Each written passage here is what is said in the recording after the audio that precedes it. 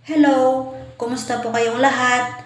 Ako nga pala si Grace Harton at kung bago ka pa lang po sa aking vlog, pwede ka po mag-subscribe. Salamat! Ako nga pala ay 6 years single mom na may 3 anak bago ko nakilala ang aking naging asawa ngayon na foreigner. Way back 2020, pandemic pa noon at laging nasa bahay at inaasikaso ko ang aking mga anak. Nung time na yon, siyempre lagi tayong nasa bahay, naisipan kong mag-join sa isang site o dating site. Naisipan kong mag-join pero hindi naman ako alos araw-araw na nagbubukas sa site na yon.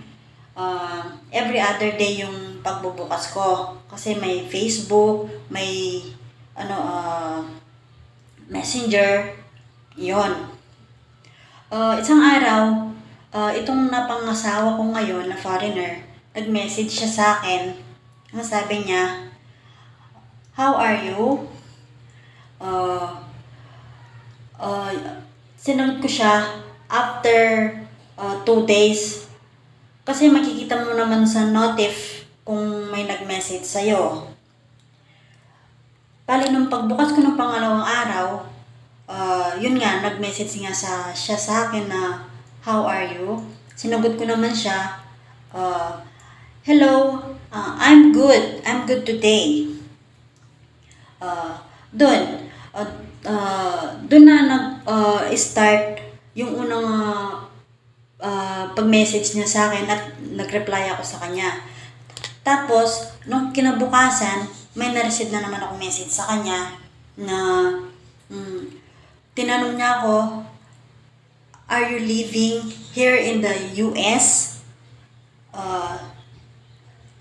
Sinagot ko naman siya, nag-reply ako, ang sabi ko, "I'm not living in the US. I'm currently living in the Philippines." Yun ang sinabi ko. Tapos, sumagot siya, "Oh, is it true? Are you living in the Philippines? I thought you're living in the US."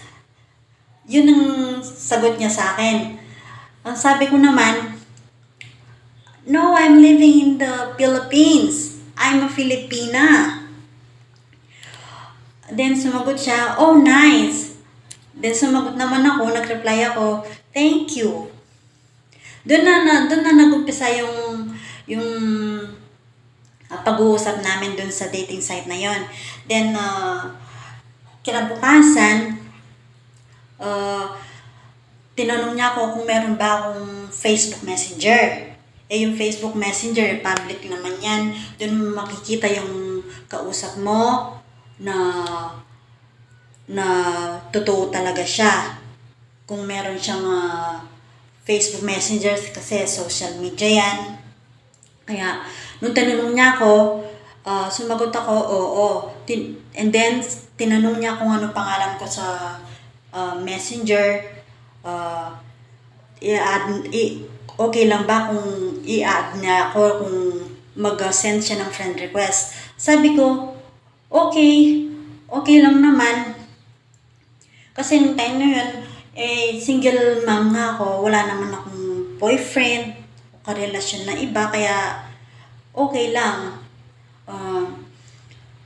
Nung time na yun, nag-friend request nga siya sa akin, in-accept ko naman siya. Nung pag-accept ko sa kanya, nag-message siya agad sa akin. Sabi niya, "Hello, it's me." Then nag-reply ako, "Hello, okay." Then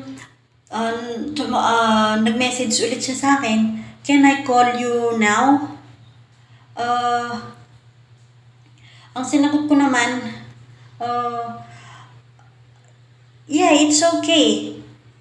It's okay." Then, time na yun, tumawag agad siya. And, doon ko nakita yung itsura niya sa video call. Ganun pala yung feeling. Yung makikita mo yung first time mong magipag-usap sa foreigner. Na doon ko siya unang nakita sa video call. Ayun, doon na nag-start yung pag-uusap namin. Okay? Okay, hanggang dito na lang muna. Salamat sa panonood nyo. Magandang araw po sa inyo.